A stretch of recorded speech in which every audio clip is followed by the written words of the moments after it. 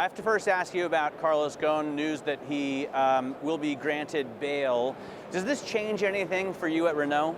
No, in such a context, you can imagine that I cannot comment.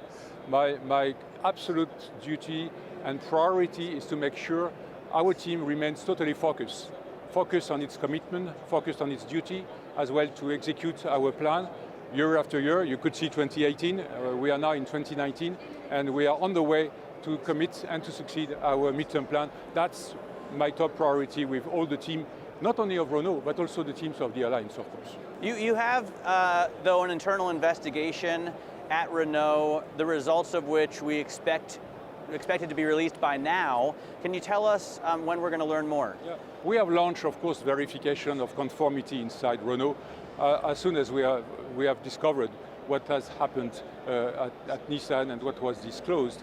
Until now, we did not find anything wrong, anything non-conform, except the little story about Versailles. That's it. And we will finish all audits and investigation by the end of this month, so we will know everything.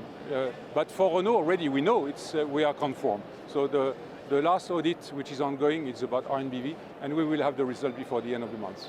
Do you expect to put specific actions in place to firm up governance or improve governance? We have to adapt our governance anyway because of the change which has been decided by our board, which means a dissociated governance with the arrival of Mr. Senard, who is now the chairman of the board. I'm in charge of the company as a CEO, and for sure we have to adapt this governance. But it's adaptation of the governance. It's not because of any type of wrongdoing or non-conformities that we have not found. Can you tell us if there are any investigations by the SEC into Renault or into the Alliance? Zero. Nothing? Nothing. Or the Dutch regulator? Nothing either. All right, let's talk about the Alliance and what you came here for, the car behind you. It's the Clio, and it shows the underpinnings of the Alliance thus far, right? It's built on an Alliance platform. Absolutely. I mean, all the promises that we have done 2 years ago, you know, in terms of future of mobility, electric, connected, autonomous driven, this is embedded in Clio. And you're absolutely right, this is a new platform, which is a new Alliance platform, much lighter, much more performing in terms of noise, vibration, etc. But even more importantly, we can embed in this car an HEV. This HEV is a typical Renault technology, 100% made thanks to our experience of the 100% EV cars. And thanks to that, it's an HEV, but it's the only one on this segment which is going to give to our customers the EV feeling. EV feeling means that 80% of your time you can drive pure EV in town with this car. You can have more tonicity, more performance, and of course low emission and 40% less gas consumption when you are driving in cities thanks to this technology. So that's a key element, the first point. The second point is about connectivity. Clio 5 has a full connectivity like in a much higher segment of the car industry with the 2 screens, you know, we call that the smart cockpit, and total connectivity not only for maps but also for services, and totally renewed, permanently renewed thanks to over-the-air updates of the softwares. And the third one is that we have embedded as well in Clio 5 autonomous driving level 2 capabilities, which means that when you are in the traffic or a single lane on the motorway, you can drive much more comfortable, and also in a much safer way, which is key for our customers. So you see, all our promises, strategic promises, thanks to the efforts, including of the Alliance, we can make it real with Clio 5. And last but not least, it's accessible, because we are Renault. So we make all these innovation, all these technologies accessible for our customers as well.